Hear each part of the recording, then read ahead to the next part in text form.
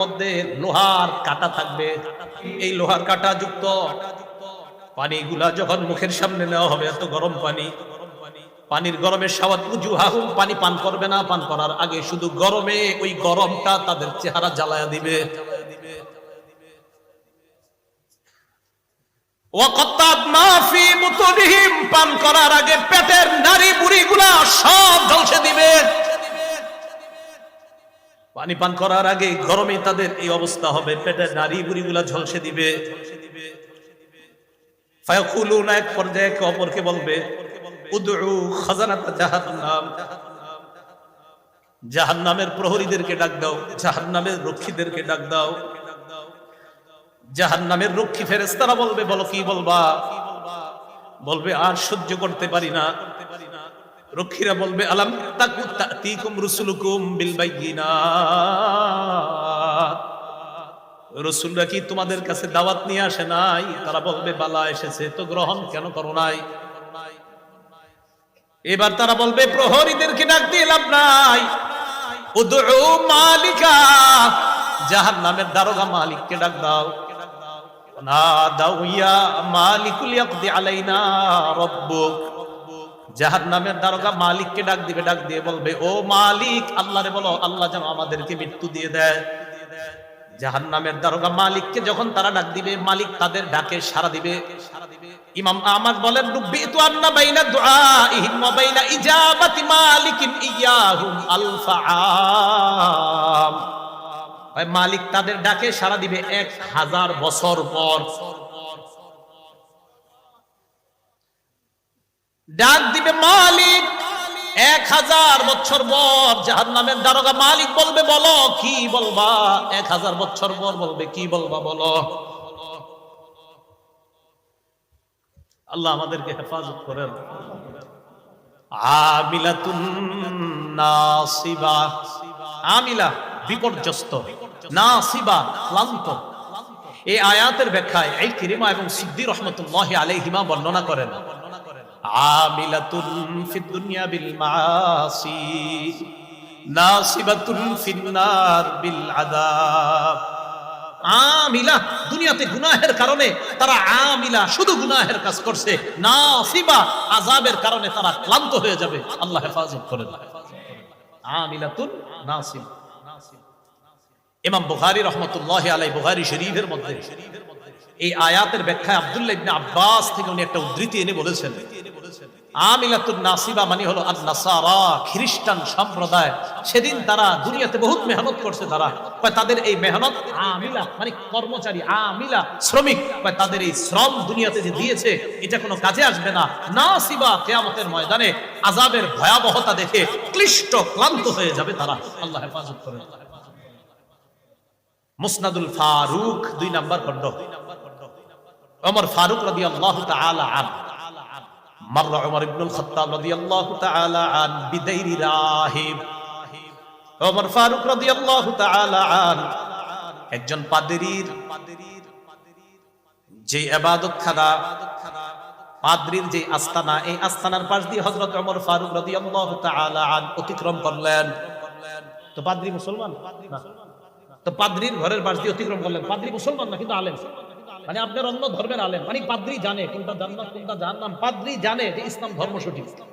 ওমর ফারুক ওই পাদ্রীর আস্তানার পাশ দিয়ে যাওয়ার সময় ফাকালা লাহু ইয়া রাহিব ইয়া রাহিব, ডাক দিলেন, ও পাদ্রী, ও পাদ্রী। এই পাদ্রী বলে ডাক দিলেন।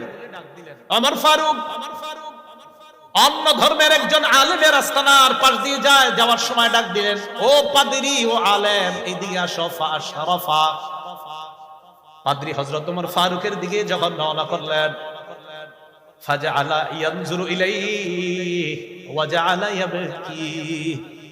ওমর ফারুক রাদিয়াল্লাহু তাআলা আন পাদ্রীর আগমন দেখা, পাদ্রীকে দেখে ওমর ফারুক কান্না শুরু করলেন। ফাকিলা লাহু ইয়া আমিরুল মুমিনিন মা ইউবকিকা মিন হাযা, প্রশ্ন করা হলো, আমিরুল মুমিনিন, পাদ্রীকে দেখে আপনার কান্নার কারণ কি? ওমর ফারুক জবাব দেয়, যাকারতু কাউলাল্লাহি আযজা ওয়া জাল ফি কিতাবি আমিলাতুন নাসিবা, আল্লাহর কোরআনের এই আয়াত স্মরণ করলাম, আমিলাতুন নাসিবা, কিছু মানুষ দুনিয়ায় শুধু কষ্ট করবে, এই কষ্টের কোনো ফলাফল পাবে না, কিয়ামতের ময়দানে আযাবের কারণে তারা ক্লান্ত। আহারে, অন্য ধর্মের একজন আলেম কত কষ্ট করতেছে, এই মানুষটা জানে কোনটা সত্য আর কোনটা মিথ্যা, এরপরে ইসলাম গ্রহণ করে নাই, তার এই যে কষ্ট, এই কষ্টের কোনো মূল্য হবে না। এই জন্য লোকটাকে দেখা আমি ওমর কান্না করা শুরু করলাম। কাঁদতেছে, কি অবস্থা হবে, লোকটা জানতেছে এরপরেও মানতেছে না। হযরত ওমর আমিলাতুন নাসিবা এই আয়াত স্মরণ করা কাঁদতেছে। আমরাও দুনিয়াতে দেখেন অনেক মানুষ কত কষ্ট করে গুনাহের কাজ করে, কষ্ট করে গুনাহের কাজ করে, কষ্ট করে গুনাহের কাজ করে। এই কষ্ট করে গুনাহের কাজ করি, কিয়ামতে ক্লান্ত হতে হবে, ক্লিষ্ট হতে হবে, ভয়ঙ্কর পরিস্থিতির মধ্যে পড়তে হবে।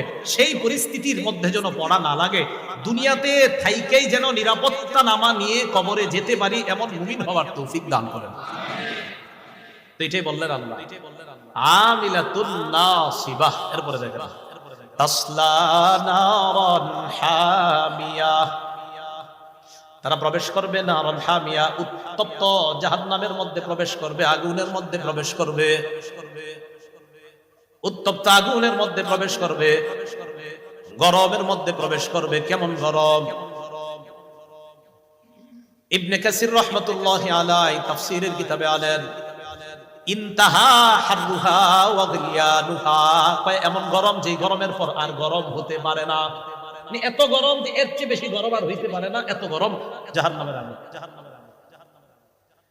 পরের আয়াতে আল্লাহ বলেন তুসকা মিন আইনিন আনিয়া, তাদেরকে পান করতে দেওয়া হবে টকবগে গরম ঝর্ণা থেকে, তাদেরকে পানি পান করতে দেওয়া হবে টকবগে। কাজী সালাহুল্লাহ পানিপতি রাহমাতুল্লাহি আলাইহি তাফসীরে মাজহারির মধ্যে এই টকবগের ব্যাখ্যা দেয়, ক্বালাল মুফাসসিরুন, কাজী সানাউল্লাহ পানিপতি রাহমাতুল্লাহি আলাইহি বলেন, মুফাসসিরিন কেরাম বলেন, লাউ উলকিয়াত কাতরাতুম মিনহা আলাল জিবাল লাযাবাত, সেই টকবগে গরম পানির এক ফোঁটা যদি দুনিয়ার পাহাড় সমূহের মধ্যে দেওয়া হয়, এই পাহাড়গুলো মুহূর্তের মধ্যে মোমের মতো গলে যাবে। একটা পাহাড় না, সব পাহাড়, দুনিয়া সব পাহাড়ের মধ্যে যদি আপনার সেই টকবগে গরম পানি এক ফোঁটা দেওয়া হয়, সব গলে শেষ হয়ে যাবে মোমের মতো। বাঁচেন, সবাই বেঁচে যাবে, আমি আমার টেনশনে আছি, সবাই সবার টেনশন করে কেমনে বাঁচা যায়, কেমনে বাঁচা যায়। এক ফোঁটায় যদি পাহাড় সব মোমের মতো গলে যায়, ভাইও বিশ্বাস করেন পারা যাবে না। এই চিন্তা করেন না যে হুজুর কি সমস্যা, কি কিছুদিন জাহান্নামে থাইকা পরে জান্নাতে, না না, এই চিন্তাও করেন না। তো আল্লাহ বলেন আইনিন আনিয়া, তুসকা মিন আইনিন আনিয়া, এমন গরম যে গরম যদি দুনিয়ার মধ্যে এক ফোঁটা দেওয়া হয়, লাযাবাত, সব মোমের মতো গলে যাবে। পরে দেখেন কি কয়, লাইসা লাহুম তাআমুন ইল্লা মিন দরি', সেখানে তাদেরকে খাদ্য দেওয়া হবে না, দরি' নামক খাদ্য দেওয়া হবে, আর কোনো খাদ্য দেওয়া হবে না, ভালো কোনো খাদ্য, দরি' জাতীয় খাদ্য দেওয়া হবে। বলেন দরি', বলেন কি খাদ্যের নাম? এই দরি' কি খাদ্য? এটা তাফসীরের কিতাবে আসছে। দরি' নামক খাদ্যটা হলো আব্দুল্লাহ ইবনে আব্বাসের বর্ণনা, শাজারুম মিন নার, জাহান্নামের একটা গাছ, এই গাছটাকে বলা হয় দরি'। সাঈদ ইবনে জুবায়েরের বর্ণনা, জাক্কুম আছে একটা কাঁটাযুক্ত গাছ জাহান্নামে, এই জাক্কুম আর দরি একই। তিনি বলেন জাক্কুম হলো গাছ, আর গাছের মধ্যে যেগুলা ধরবে এগুলাই হলো দরি'। কাজী সানাউল্লাহ পানিপতি রহমতুল্লাহি আলাইহি একটা বর্ণনা আনছেন, যেই বর্ণনাটা জালালউদ্দিন সুয়ুতী রহমতুল্লাহি আলাইহি আদ-দুরুল মানসুরের মধ্যে আনছেন। এই বর্ণনার মধ্যে বর্ণনাকারী আব্দুল্লাহ ইবনে আব্বাস রাদিয়াল্লাহু তাআলা আনহুমার বর্ণনা, তিনি বলেন দরি নামক খাদ্যটা কেমন খাদ্য জানো? আমারু মিনাস সাবির, পৃথিবীর যত তিতা আছে এই সবচেয়ে তিতার চাইতেও আরো তিতা হলো দরি নামক খাদ্যটা। ওয়া আনতানু মিনাল জিফা, লাশ পচে যাওয়ার পর যে গন্ধ হয় এর চাইতেও আরো দুর্গন্ধ হবে এই ফলটা। ওয়া আশাদ্দু হাররাম মিনান নার, আগুনের চাইতে আরো ভয়ঙ্কর পাওয়ারফুল গরম হবে। এক তো দুর্গন্ধ, দ্বিতীয়ত তিতা আবার গরম, এটা আবার গরম, কিন্তু তিনটা আপনার তিতা আবার গরম আবার দুর্গন্ধ, কোনোটাই সহ্য হবে না। তো এরপর আব্দুল্লাহ ইবনে আব্বাস বলেন, ইজা উতইমা সাহিবুহু, এই দরি যখন জাহান্নামীকে খাইতে দেওয়া হবে, লা ইয়াদখুলুল বাতনা, এটা পেটেও যাবে না, ওয়ালা ইয়ারতাফি ইলাল ফাম, মুখেও আসবে না, গলায় আটকে থাকবে। বাঁচেন, সবাই বেঁচে যাই, চলেন, আল্লাহ হেফাজত করেন।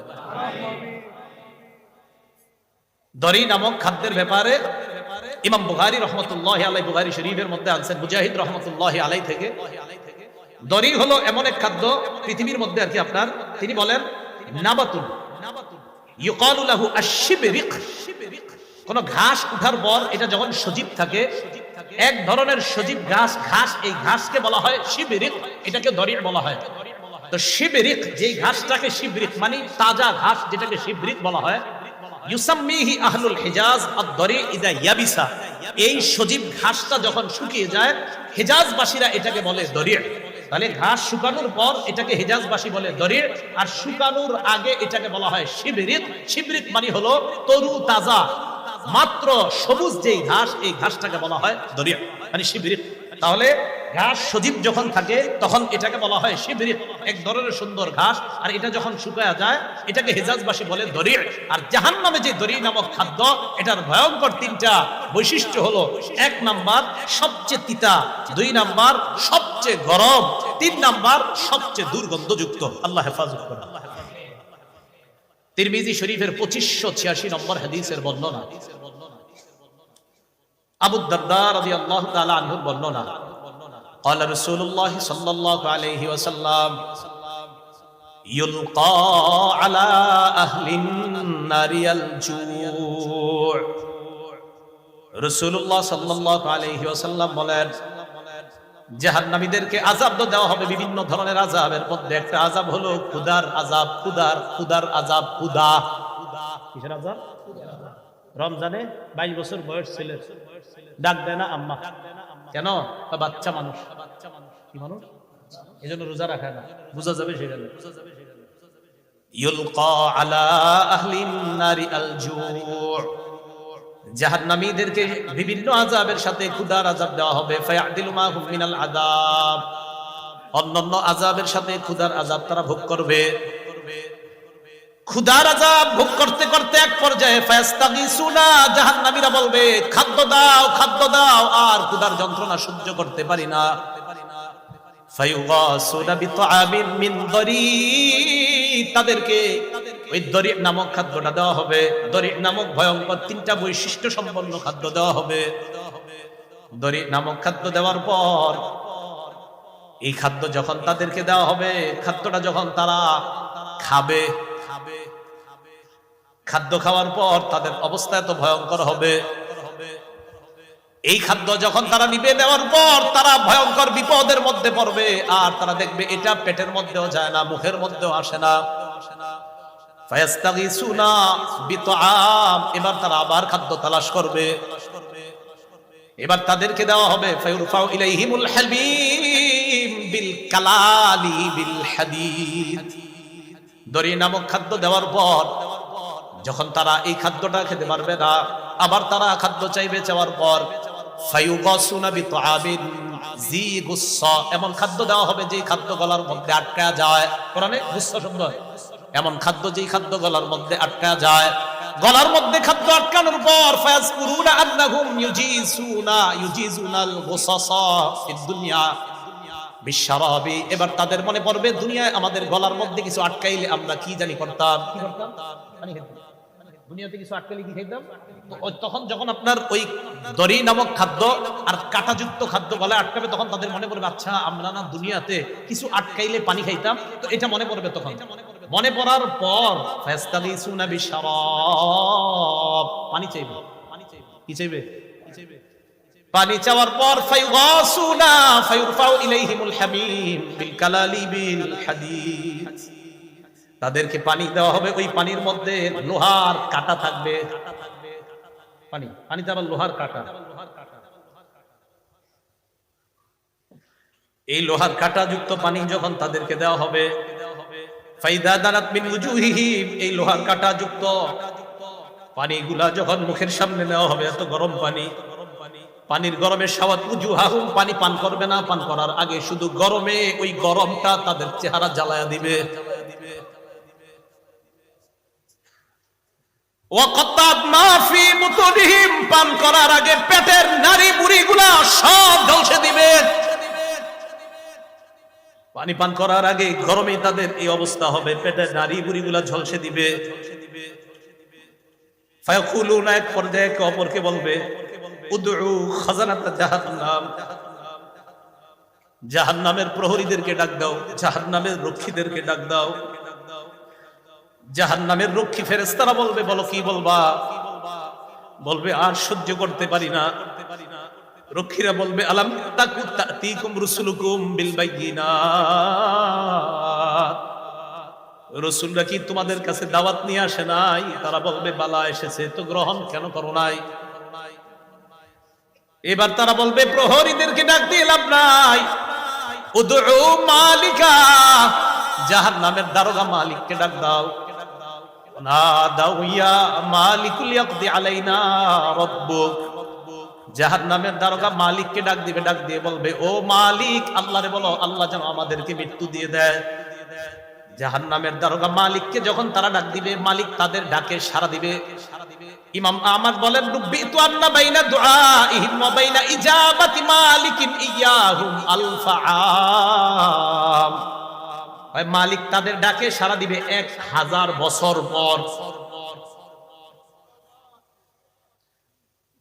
ডাক দিবে মালিক 1000 বছর পর। জাহান্নামের দারোগা মালিক বলবে, বলো কি বলবা? 1000 বছর পর বলবে, কি বলবা বলো। আল্লাহ আমাদেরকে হেফাজত করেন। তারা বলবে, আল্লাহরে বলো আল্লাহ যেন আমাদেরকে মরণ দিয়ে দেয় জাহান্নামে। মালিক বলবে, ইন্নাকুম মাকিসুন, চুপচাপ আযাব ভোগ করো। এবার তারা বলবে, জাহান্নামের প্রহরীদেরকে ডাক দিয়ে লাভ হয় নাই, মালিককেও ডাক দিয়ে লাভ হয় নাই। উদউ রাব্বাকুম ইখাফফিফ আন্না ইয়াওমান মিনাল আযাব, রবকে ডাক দাও, রব আমাদের আযাব হালকা করে দিবে। কেননা রবের চাইতে দয়ালু আর কেউ না। এবার তারা ডাক দিবে আল্লাহকে।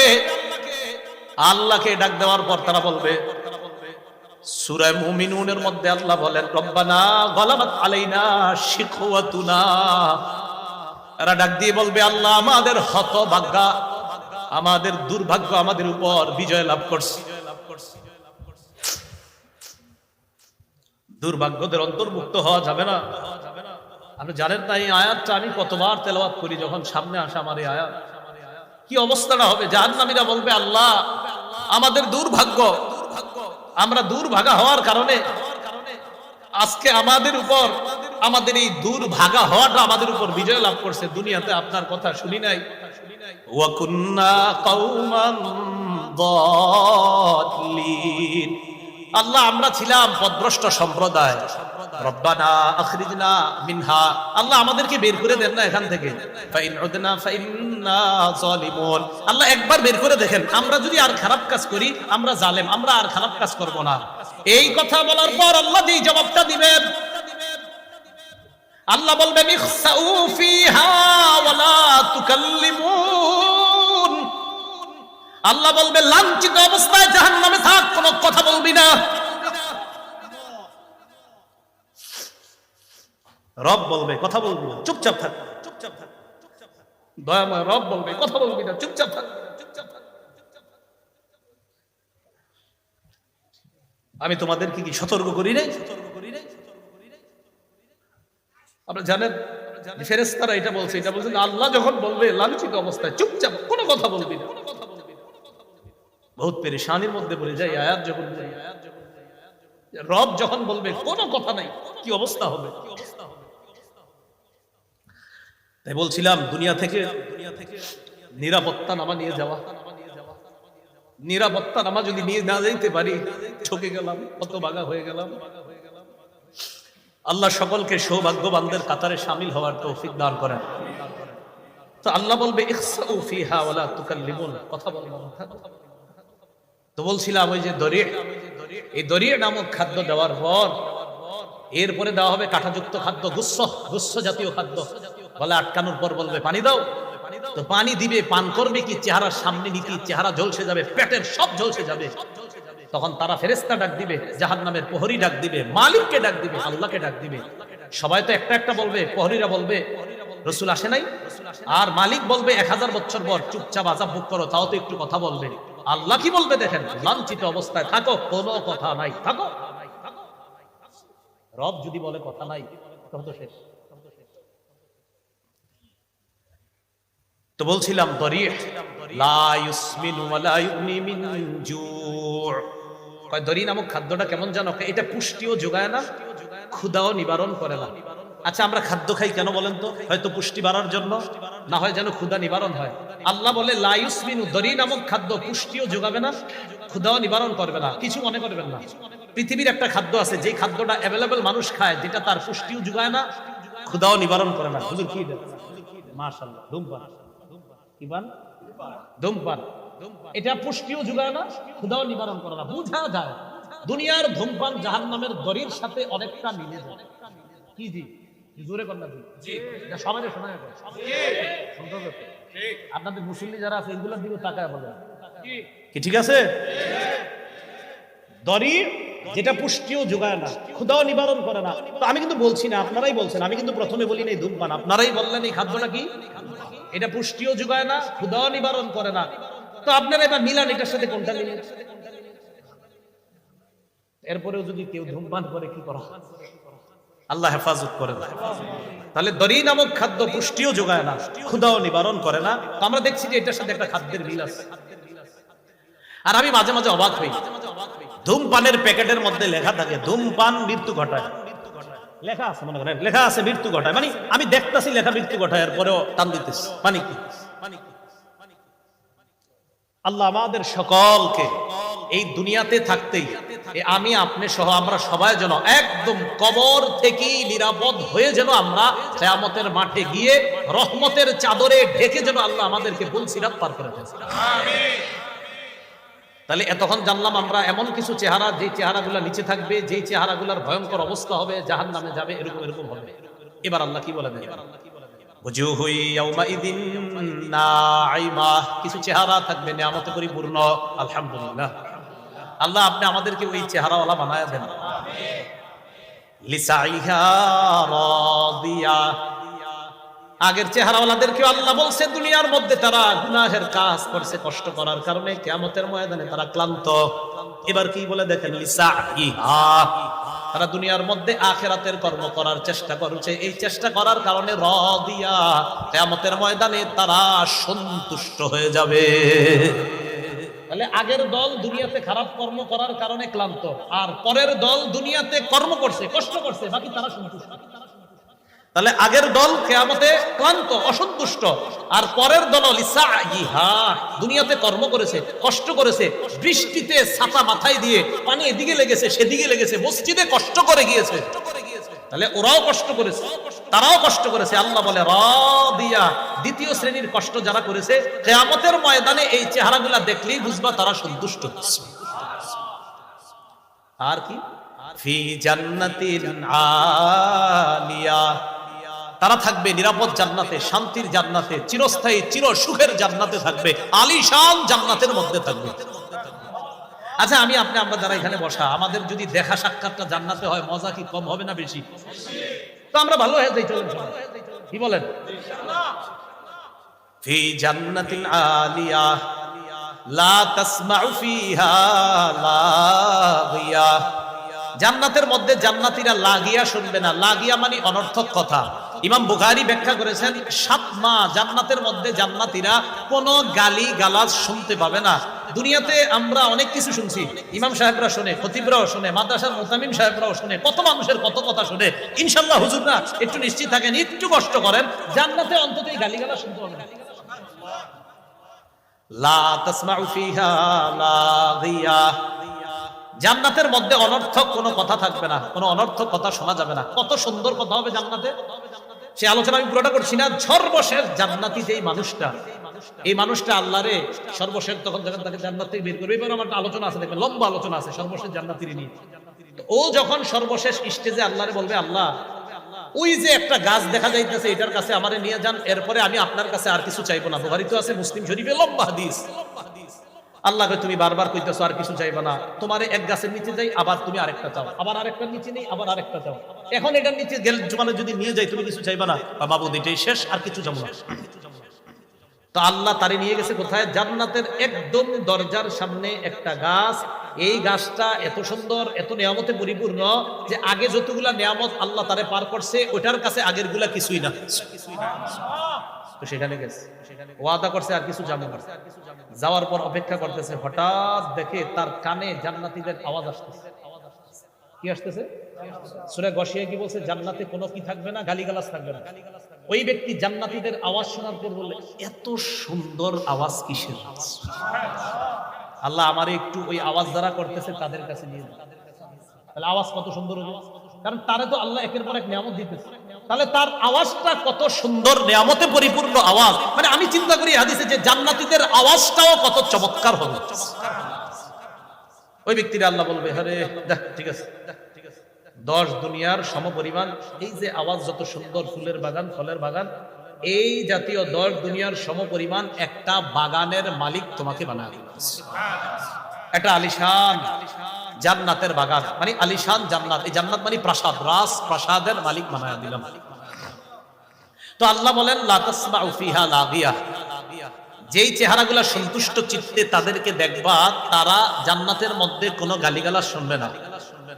লা তাসমাউ ফিহা লাগিয়া ফিহা আইনুন জারিয়া, সেখানে তাদের জন্য থাকবে প্রবাহমান ঝর্ণা, যেই ঝর্ণা থেকে দুধের নহর প্রবাহিত হবে, মধুর নহর প্রবাহিত হবে। হাদিসের মধ্যে আসছে, রাসূল বলেন, তুফাজ্জারু আনহারুল জান্নাহ মিন তাহতি তিলাল আও মিন তাহতি জিবালিল মিসকি, কয় মেশক আম্বর থেকে জান্নাতের নহরগুলা জান্নাতীদের বালাখানার নিচ দিয়ে প্রবাহিত হবে।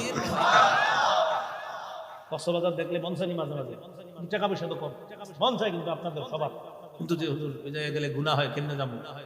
এ যান না, দরকার নেই। জান্নাতে যখন যাবেন একবার আপনি এনে বসবেন, আপনার বিবি আর একটা বৈশা দুজন আনন্দ উল্লাস করবেন, আর দেখবেন নহর প্রবাহিত হচ্ছে। আমাদের আনন্দ তো সেখানে হবে, এখানে ইনশাআল্লাহ। আল্লাহ বলেন, ফিহা আইনুন জারিয়া, প্রবাহমান ঝর্ণা থাকবে। ফিহা সুরুরুম মারফুআ, সেখানে উঁচু উঁচু পালং খাট বিছানো থাকবে, হযরত যেন সেখানে আরাম করতে পারে। কেমন উঁচু? তাফসীরের কিতাবের মধ্যে আসছে যে সেখানের খাটগুলা এমন উঁচু থাকবে, ইযা আরাদা ওয়ালিয়ুল্লাহি আইয়াজলিসা আলা তিলকা সুরুরি তাওয়াদাআত লাহু, আল্লাহর বন্ধুরা, আল্লাহর ওলিগণ যখন ওই খাটের মধ্যে উঠতে চাইবে, খাট তো উঁচু, খাট তার জন্য নত হয়ে যাবে, জি হযরত আসেন আমার মধ্যে বসেন। ফিহা সুরুরুম মারফুআতু ওয়া আকওয়াবুম মাওদুআ, তো খাটে বসবেন। বসার পর দুনিয়াতে তো বিভিন্ন জন তারা বিভিন্ন মত টান দিছে, ভাবসাব। আল্লাহ পাক রব্বুল আলামিন তো আপনাকেও দিবে যে তুমি তো দুনিয়াতে এই মদ টদ ছুঁয়েও দেখো নাই, তোমাকেও সেখানে শরাবান তাহুরা পরিবেশন করে গ্লাসের মধ্যে ওই শরাব দিয়ে, ফিহা আকওয়াবুন মাওদুআ, তোমার সামনে ওই শরাবান তাহুরা যুক্ত ওইটা পরিপূর্ণ গ্লাসগুলা তোমার সামনে সাজানো থাকবে। নাও তুমি আর তোমার বিবি পান করতে থাকবে। এজন্য বলছি, একবার চলেন, কষ্টে কোনো মতে যাই, তাই গুনাহ করা যাবে না। ঠিক আছে না? ইনশাআল্লাহ গুনাহ আজকে থেকে ছেড়ে দেব ইনশাআল্লাহ। কালকে এই মুহূর্তে আমি যে কবরে থাকতে পারি, আপনি কবরে থাকতে পারেন, তো কি দরকার আছে? যেহেতু মরে যাবই, তো কষ্ট করো মতে গুনাহ থেকে বাঁচি, বাস গুনাহ থেকে বাইচা মরবো ইনশাআল্লাহ।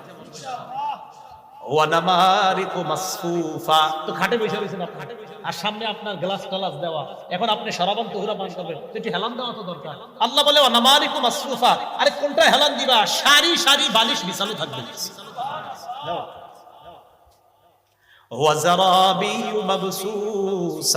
আচ্ছা, তুমি যে তোমার খাটটায় গিয়ে উঠবা, টাইলসে পাড়া দিয়ে হাঁটবা, আরে না না, তোমার জন্য গালিচা বিছানো থাকবে। ওই গালিচার উপর হেঁটে হেঁটে তুমি তোমার ওই পালঙের মধ্যে বসে তুমি ওই সারি সারি যে বালিশগুলো আছে সেখানে তুমি হেলান দিবে। এইগুলা বলার পর আল্লাহ রাব্বুল আলামিন বলে যে এখন মানুষ মনে করতে পারে, আচ্ছা আল্লাহ কি এগুলো দিবে, মনে করতে পারে যে এত বড় বড় খাট পালং ইত্যাদি। তা আল্লাহ বলে, মিয়া চিন্তা করো না, আফালা ইয়ানজুরুনা ইলাল ইবিলি কাইফা খুলিকাত, তারা কি দেখে না ওটের দিকে, ওট কিভাবে সৃষ্টি করা হয়েছে, একটু ওটের দিকে দেখে না? ওয়া ইলাস সামাই কাইফা রুফিআত, আকাশের দিকে তাকায় না, আকাশ কিভাবে উঁচু করে রাখা হয়েছে? আচ্ছা একটু খুঁজি আমরা, দেখি কোথায় খাম্বা আছে। আকাশের আসেনি না, খোঁজেন না একটু, আমরা দেখি আসেনি খাম্বা নাই তো এইভাবে রয়েছি কেমন এটা? জোরে বলেন, কে রাখছে? কে রাখছে এইভাবে? আল্লাহ বলেন ওয়া ইলাস সামাই কাইফা রুফিআত। আরে খুঁটি ছাড়া আসমান যদি আমি এইভাবে রাখতে পারি, আর তোমাদেরকে এই নিয়ামতে পরিপূর্ণ জান্নাত দেওয়া তো আমার কাছে কোনো ব্যাপার না। ওয়া ইলাল জিবালি কাইফা নুসিবাত। তবে হযরত আছেন প্রথমে ওটের কথা বলছে, পরে আকাশের কথা, পরে পাহাড়ের কথা। কেন আগে ওটের কথা কেন? ওটের উপরে বৈশা, যখন আপনি ওটের উপরে বসবেন, বৈশাই একটু তাকান, আসমান দেখা যায়। ওট যখন চালাবেন, ওট সাধারণত পাহাড়ি অঞ্চলে চালানো হয়, আশেপাশে তাকায় দেখেন পাহাড়। তাই আল্লাহ বললেন তারা কি ওটের দিকে তাকায় না? আরবের মানুষগুলা ওটের উপরে বৈশা, এরপরে কি আকাশের দিকে তাকায় না? আসমান খুঁটি ছাড়া। আচ্ছা ঠিক আছে, চলতে চলতে ওয়াইলাল জিবালি, তারা কি পাহাড়ের দিকে তাকায় না? কাইফা মুসিবাত, কিভাবে পাহাড়টা স্থাপন করা হয়েছে। আচ্ছা তারা যে জমিনের উপর চলতেছে, ওয়াইলাল আরদি কাইফা সুতিহাত, জমিনের দিকে তাকায় না যে জমিনটা কিভাবে বিছিয়ে রাখা হয়েছে, আমি আল্লাহ বিছিয়ে দিলাম। আর ওই বিছানো জমিনের উপর তো তুমি উটের মধ্যে আরোহণ করে আসমান আর পাহাড়গুলা দেখতে পাচ্ছ। এইগুলা দেখে তুমি কি বুঝো না আমি যে জান্নাত দিব?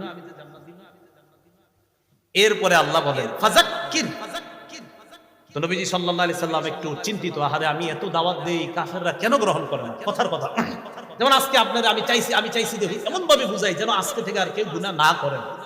তো এরপরে যদি কালকে গুনাহ করেন হইতে পারে কষ্ট লাগবে, আরে তো ভাবে কইলাম এরপরে গুনাহ করে। তো নবীজি দাওয়াত দেয়, এরপরে অনেকে দাওয়াত গ্রহণ করে না, কষ্ট লাগে যে আমি এত করে বুঝাই গ্রহণ করে না কেন? আল্লাহ বললেন ফাযাক্কির, নবী আপনার কাজ আপনি শুধু ওয়াজ করতে থাকেন। সুবহানাল্লাহ, আপনার কাজ ফাযাক্কির, আপনি শুধু ওয়াজ করতে থাকেন। ইন্নামা আনতা মুযাক্কির, আপনি উপদেশ দিতে থাকেন, আপনি ওয়াজ করতে থাকেন, আপনি শুধু ওয়াজকারী, শুধু উপদেশ দাতা। লাস্তা আলাইহিম বিমুসাইতির, আপনি তাদেরকে জোর করে কিছু মানাবেন আমি এই জন্য আপনারে পাঠাই নাই। আপনার কাজ শুধু বলা, গ্রহণ করবে না না করবে এটা আপনার দায়িত্ব না, আপনি শুধু ওয়াজ করার কাজ। লাস্তা আলাইহিম বিমুসাইতির, আপনি তাদের উপর নিয়ন্ত্রক নন, আপনি তাদের উপর বাধ্য না, তারা গ্রহণ করতেই হবে। আপনার কাজ ওয়াজ করা। বলেন আপনার কাজ কি? তো এখন যদি এই যুগে কেউ বলেন হুজুর এত ওয়াজ করেন কি লাভ?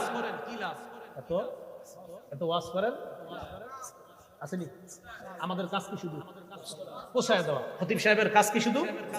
আর দোয়া করা, দোয়া করা যে আল্লাহ কবুল যেন করে, আল্লাহ মানুষগুলা যেন কথাগুলা মানে, আল্লাহ মানুষগুলা যেন কথাগুলা মানে, বাস এতটুকু কাজ। বাকি হেদায়েত সে পাবে না না পাবে এটা আমাদের।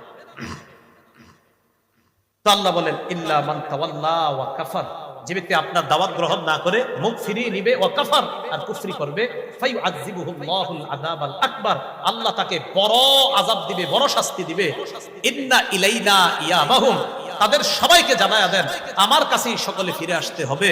সুম্মা ইন্না আলাইনা হিসাবাহুম, এরপর আমার দায়িত্ব তাদের হিসাব নেওয়া, আমি আল্লাহ তাদের হিসাব নিব। মনে রাখবেন ভাই, রাসূলুল্লাহ সাল্লাল্লাহু আলাইহি ওয়াসাল্লাম বলেন মান হুসিবা উযিবা, হিসাব যদি পুঙ্খানু নিয়ে নেওয়াই হয় শাস্তি থেকে কেউ রেহাই পাবে না। আল্লাহ আমাদের সকলকে সূরা গাশিয়ার যে কথাগুলা, মূল কথাগুলা, আমাদের আজকের মূল আলোচনা যেটা জানলাম, সূরা গাশিয়ায় আমরা মোটামুটি ভাবে বিস্তারিত ভাবে দুই শ্রেণীর কথা জানলাম। এক শ্রেণী জাহান্নামী, আরেক শ্রেণী জান্নাতি। জাহান্নামীদের চেহারাগুলা বড় ভয়ঙ্কর পরিস্থিতির সম্মুখীন হবে, জান্নাতীদের চেহারাগুলা বড় হাস্যোজ্জ্বল হয়ে যাবে। জাহান্নামীরা দড়ি নামক ভয়ঙ্কর এক খাদ্যের সম্মুখীন হবে, জান্নাতীরা আলিশান জান্নাতে প্রবেশ করে শরাবান তাহুরা সহ বিভিন্ন নিয়ামতের সম্মুখীন হবে।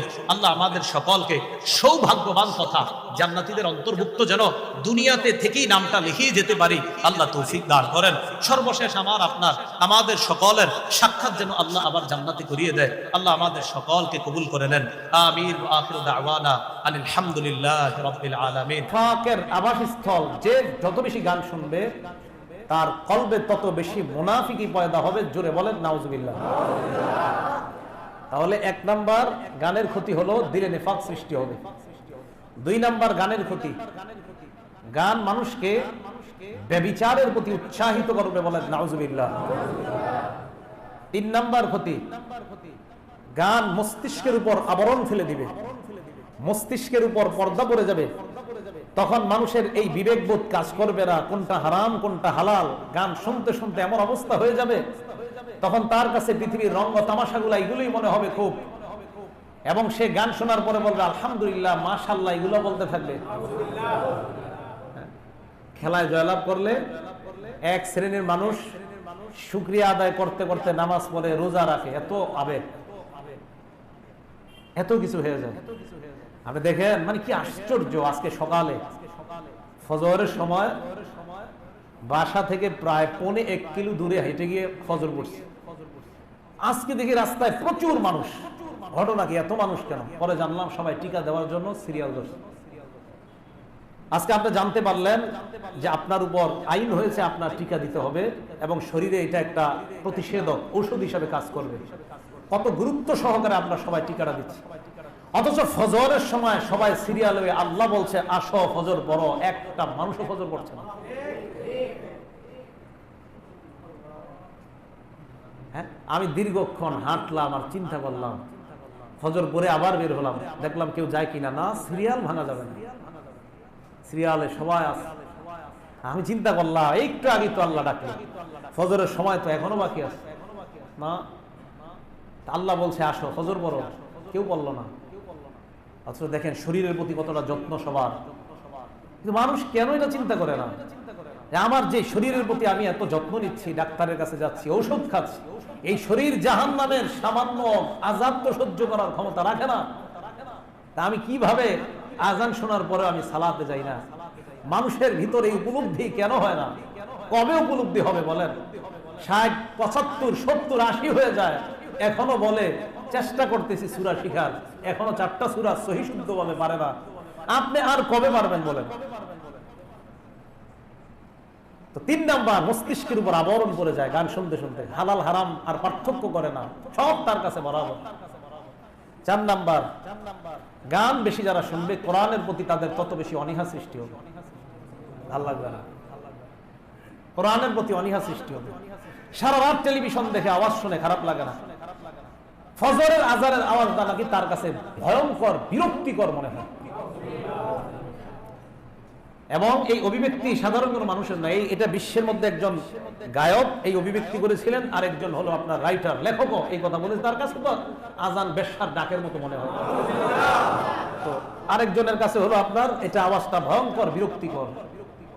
তার গান যারা সারা রাত শুনে সেটা বিরক্তিকর না, আজানের আওয়াজ এটা নাকি বিরক্তিকর। তো 4 নাম্বার, কোরআনের প্রতি অনীহা সৃষ্টি হয়ে যাবে গান যারা শুনবে বেশি। 5 নাম্বার, আখিরাতের প্রতি তার বিরক্তি এসে যাবে। আখিরাতের যে একটা আমার যে আরেকটা জীবন আছে এইটা ভুলেই যাবে সে। 5 নাম্বার, সাবধান হন। আপনি আপনার সন্তানকে এখনো সাবধান করেন। আপনার সন্তান এমন ভাবে চলছে, 2 কানে ব্লুটুথ ইয়ারফোন এমন ভাবে লাগিয়ে হাঁটছে, তার দুনিয়া আখিরাত কি হবে সামনে কোনো খবর নাই, এমন ভাবে চলছে, কোথায় যাচ্ছে কি করছে কোনো খবর নাই। খবরদারি আপনি করেন, ইয়ারফোন লাগিয়ে মানে কি করতেছে নিজেও জানে না। ওই যে জিজ্ঞাসা করবেন কি করো, ফ্রি সময় কিভাবে কাটাও, এই তো মিউজিক শুনি, মিউজিকে কাটায়। এ হলো 5 নাম্বার। 6 নাম্বার, গুনাহের প্রতি প্রবল আকর্ষণ সৃষ্টি করে গান। 6 নাম্বার, যে কোনো গুনাহ মানুষ নতুন করে খালি করবে। ওই যে বললাম না, তার কাছে গুনাহই মনে হবে না, যা করবে এগুলো সব ভালো মনে হবে। 7 নাম্বার, জিহাদের প্রতি তার অনাস্থা তৈরি হবে, জিহাদের চেতনা তার ভিতরে থাকবেই না, এটা শুনবেই আর বলবে জঙ্গি। কি বলবে? এই 7টা ক্ষতি গান শোনার। গান শোনাটাকে মানুষ কোনো গুনাহই মনে করে না। আপনি যদি বর্তমান যুগের ছেলে মেয়েদেরকে জিজ্ঞাসা করেন যে ফ্রি টাইম কিভাবে কাটাও, how do you spend your free time, সময় কিভাবে কাটাও, তো জবাব দিবে নাথিং সিরিয়াস, তেমন কিছু না, নাথিং সো মাচ, তেমন কিছু না। তো কিভাবে কাটাও?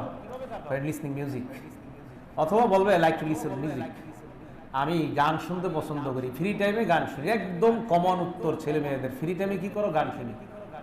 আর sometimes I like to watch movies on TV, on YouTube, television অথবা ইউটিউবে মুভি দেখতে পছন্দ করি। মুভি মানে সিনেমা, তো সিনেমারে মুভি কয়, গান রে কয় সং, শুদ্রে যেমন কয় ইন্টারেস্ট, এরকম আর কি। আপনার এটাকে মিউজিক বলে, মিউজিক বলে বুঝায় এটা তেমন কিছু না, এটা একটা ফ্যাশন, এটা ভালো জিনিস, এরকম একটা ভাবসাব। তো যাদেরকেই আপনি জিজ্ঞাসা করবেন ফ্রি টাইমে কি করেন, যুবক যুবতীরা তো উত্তর এটা দেয়। 50 বছর 55 60 বছরের ওনাও যদি বলে যে অবসর সময়ে এই তো একটু সিরিয়াল দেখি, টেলিভিশনে এই মাঝে মাঝে একটু শিক্ষণীয় সিনেমা দেখি। কি সিনেমা? এই শিক্ষণীয় সিনেমা। আবার শিক্ষণীয় কিভাবে হয়? যেখানে ছেলে মেয়ে অবাধে তাদের মেলামেশা যেখানে দেখায়, এটা শিক্ষণীয় না, এটা সুশিক্ষা না, এটা কুশিক্ষা। সিনেমা নাটক এটা কখনো শিক্ষণীয় হতে পারে না। শিক্ষণীয় কিছু নাটক সিনেমা এটি দেখে, অন্যগুলা দেখে না উনি। আল্লাহ আমাদেরকে হেফাজত করেন। শেখুল ইসলাম ইবনে তাইমিয়া রহমতুল্লাহ আলাইহি উনি বলেন, গান হলো মানুষের দিলের মদ। গান হলো দিলের মদ। ভালো করে মনে রাখবেন, গান হলো দিলের মদ। বলেন তো, গান কিসের মদ? আল খামরু ইউখামিরুল আকলা। মদ মানুষের আকলকে নষ্ট করে দেয়। মদ খাইলে মানুষের আকল নষ্ট হইলে মানুষ তখন যে কোনো অপরাধ করতে পারে। ইবনে তাইমিয়া বলেন, মদে যেমন মানুষের আকল নষ্ট হয়, গানে মানুষের কলব নষ্ট হয়। মদ হলো আকল নষ্টকারী জিনিস, গান হলো কলব নষ্টকারী মদ। দোনো মদের একই কাজ। ইবনে তাইমিয়া বলেন, মাথা নষ্ট হইলে মানুষ যেমন যে কোনো অপরাধ করে, গানের মাধ্যমে ওই মদ, ওই নেশার মাধ্যমে দিল নষ্ট হলে মানুষ দুনিয়ার যে কোনো অপরাধ করে। এই কথাটা সারা জীবন মনে রাখবেন। ইবনে তাইমিয়া রাহিমাহুল্লাহ বলেন, গান হলো দিলের মদ। তাহলে একটা হলো পানীয় মদ, ওই মদ মানুষের আকল নষ্ট করে, আর গান নামক মদ মানুষের হৃদয় নষ্ট করে। মনে থাকবে না কথাটা? এই গানের ব্যাপারে আল্লাহ পাক রব্বুল আলামিন সূরা লোকমানের, আজকে আমি এশার নামাজে যে প্রথম রাকাতে যে সূরাটা বললাম, সূরার প্রায় অনেক অংশই পড়ছি। সূরা লোকমানের প্রায় 16টা আয়াত পড়ছি 2 রাকাতে মিলিয়ে। তো প্রথম রাকাতে সূরা লোকমানের 6 নম্বর আয়াতটা ছিল এমন, ওয়া মিনান নাসি মাইয়াশতারি লাহওয়াল হাদিসি লিউদিল্লা আন সাবিলিল্লাহি বিগাইরি ইলম। কিছু মানুষ আছে এমন যারা অনর্থক কথা ক্রয় করে না জেনে মানুষকে বিভ্রান্ত করার জন্য। যারা অনর্থক কথা, মনে রাখবেন, অনর্থক কথা ক্রয় করে না জেনে মানুষকে বিভ্রান্ত করার জন্য। এই আয়াতটা যে প্রেক্ষাপটে নাজিল হয়, প্রেক্ষাপটটা হলো এমন, এই আয়াতটা অবতীর্ণ হয়েছে একটা মানুষকে কেন্দ্র করে। তার নাম মনে রাখবেন, নজর ইবনে হারেস। কি নাম? এই নজর ইবনুল হারেস কানা ইশতারি আখবার আল আআজিম, আরবের বাহিরে গিয়ে অনারবদের থেকে বিভিন্ন গল্প সে ক্রয় করে নিয়ে আসতো। এই গল্প ক্রয় করে এনে মক্কার মানুষের মাঝে এই গল্পগুলো প্রচার করত। আরেক বর্ণনায় কানা ইশতারি জারিয়াতান মুগান্নিয়া, এই নজর ইবনে হারেসা আরবের বাহির থেকে একটা গায়িকাকে ক্রয় করে আনছে। গায়িকা ক্রয় করে আনার পর কুরাইশদের কাছে প্রচার করত, মুহাম্মদ তো তোমাদেরকে কোরআনের বাণী শোনায়, আর কোরআন তোমাদেরকে বলে নামাজ পড়তে, রোজা রাখতে, হজ পালন করতে। এগুলো আদায় করা কষ্টকর। আমি একজন গায়িকা নিয়ে আসলাম, এই গায়িকা তোমাদেরকে যেটা শোনাবে এটা তোমাদেরকে কষ্ট দিবে না, বরং তোমাদের দিলকে চাঙ্গা করবে, আনন্দিত করবে। সুতরাং মুহাম্মদের কোরআন শোনো না, এই গায়িকার গান শোনো। এই প্রেক্ষিতে আল্লাহ পাক রব্বুল আলামিন এই আয়াত নাজিল করলেন। কিছু মানুষ আছে এমন যারা অনর্থক কথা ক্রয় করে এনে মানুষকে বিভ্রান্ত করতে চায়। কি কথা? অনর্থক কথা। এই অনর্থক কথা দ্বারা কি উদ্দেশ্য? আবু সাহবান আল বাকারি রহমতুল্লাহ আলাই, বিখ্যাত সাহাবা আব্দুল্লাহ ইবনে মাসউদ রাদিয়াল্লাহু তাআলা আনহুকে প্রশ্ন করলেন, এই আয়াতটা কোন প্রেক্ষাপটে? লাহওয়াল হাদিস, অনর্থক কথা দ্বারা কি উদ্দেশ্য একটু বলেন। আব্দুল্লাহ ইবনে মাসউদ রাদিয়াল্লাহু তাআলা আনহু বললেন, লাহওয়াল হাদিস দ্বারা, অনর্থক কথা দ্বারা উদ্দেশ্য হলো আল গিনা, গান বাজনা। কি উদ্দেশ্য? উনি বলেন, ওয়াল্লাহিল্লাযী লা ইলাহা ইল্লাহু, ওই আল্লাহর শপথ যিনি ছাড়া কোনো ইলাহ নাই, ইউরাদ্দিদুহা সালাসা মাররাত। আব্দুল্লাহ ইবনে মাসউদ এই কথাটা 3 বার বলছে। অনর্থক কথা দ্বারা উদ্দেশ্য গান বাজনা, অনর্থক কথা দ্বারা উদ্দেশ্য গান বাজনা, অনর্থক কথা দ্বারা উদ্দেশ্য গান বাজনা। কয়বার বলছে? 3 বার। হাসান বসরি রহমতুল্লাহি আলাইহি বলেন, উনজিলাত হাযিহিল আয়া ফিল গিনা ওয়াল মিজমার ওয়াল মাজামির। হাসান বসরি বলেন এই আয়াতটা অবতীর্ণ করা হয়েছে গিনা মানে গানের ব্যাপারে, মাজামির মানে বাদ্যযন্ত্রের ব্যাপারে। তাহলে আমরা বিখ্যাত একজন সাহাবা আর একজন তাবির থেকে পাইলাম অনর্থক কথা দ্বারা দুনিয়ার সব অনর্থক কথাই উদ্দেশ্য, কিন্তু এই আয়াতে বিশেষ করে উদ্দেশ্য গান বাজনা। নবীজির সাহাবা আবু উমামা রাদিয়াল্লাহু তাআলা আনহুর বর্ণনা, নবীজি সাল্লাল্লাহু আলাইহি সাল্লাম বলেন, লা ইয়াহিল্লু বাইউল মুগান্নিয়াত ওয়ালা শিরাউহুন্না। গায়িকা ক্রয় বিক্রয় করা, এক দেশের গায়িকাকে ভাড়া করে আরেক দেশে নিয়ে যাওয়া, আরেক দেশের গায়ক গায়িকাকে ভাড়া করে আরেক দেশে নিয়ে আসা, এই যে এক্সপোর্ট ইম্পোর্ট করা, নবীজি বলেন লা ইয়াহিল্লু, এটা বৈধ নয়। ওয়াসামানুহুন্না হারাম, তাদের মাধ্যমে উপার্জিত অর্থ এটা সম্পূর্ণটাই হারাম।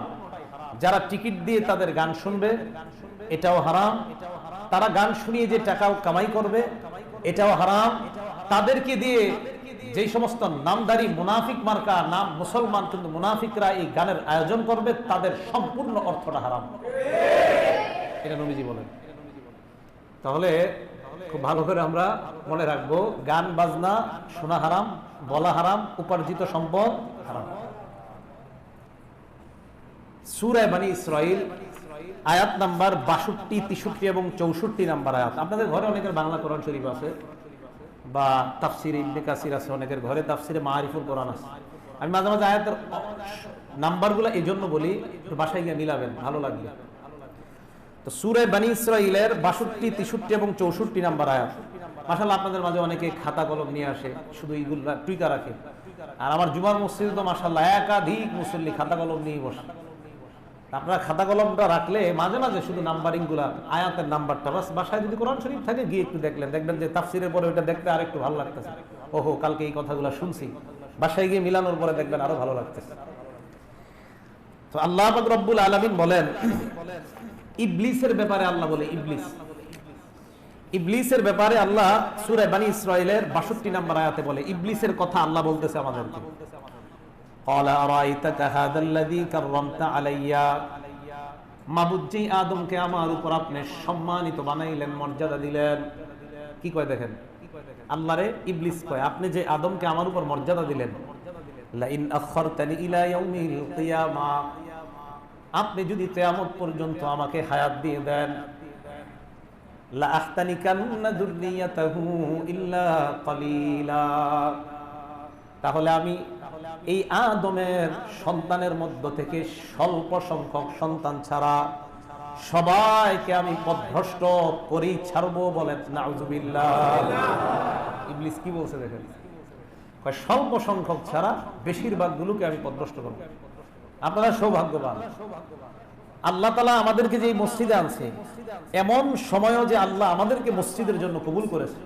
এই যে মসজিদে যতবার আসবেন এরপরে খালি শুকরিয়া তার আল্লাহকে বলবেন, আল্লাহ আপনি আমাকে মসজিদে আনছেন, মাবুদ এই মুহূর্তে কত মানুষ কত গুনাহে লিপ্ত, কিন্তু আপনি আমাকে মসজিদে আনছেন। আল্লাহ এই সময়ে আপনার শুকরিয়া আদায় করে শেষ করা যাবে না, কারণ চারদিকে গুনাহ আর গুনাহ, এর মাঝে আপনি আমাকে মসজিদে আনছেন। আল্লাহ আপনার শুকরিয়া আদায় করে শেষ করা যাবে না। নিঃসন্দেহে এটা আমি বিশ্বাস করি যে আল্লাহ তাআলা অবশ্যই এই গুনাহ চারদিকে থাকার পরেও যে মসজিদে একদল মানুষকে আল্লাহ নির্বাচন করে আনে, এই শুকরিয়া আদায় করে শেষ করতে পারবেন না। এই জন্য মসজিদে যখন আসেন, মসজিদে বের হওয়ার পরে আল্লাহর কাছে এই শুকরিয়া করবেন যে আল্লাহ আপনি আনছেন, সামনে যেন আবার আসি, আল্লাহ আপনি তৌফিক দিয়ে দিন। এবার পারবো না আল্লাহকে বলতে, আল্লাহ খুশি হবে যে আমার বান্দা মসজিদে গেছে, খুশি, শুকরিয়া আদায় করছে। তো এই কথা বলার পর ইবলিসকে আল্লাহ বলে, ইযহাব, যা, কিয়ামত পর্যন্তই তোর হায়াত।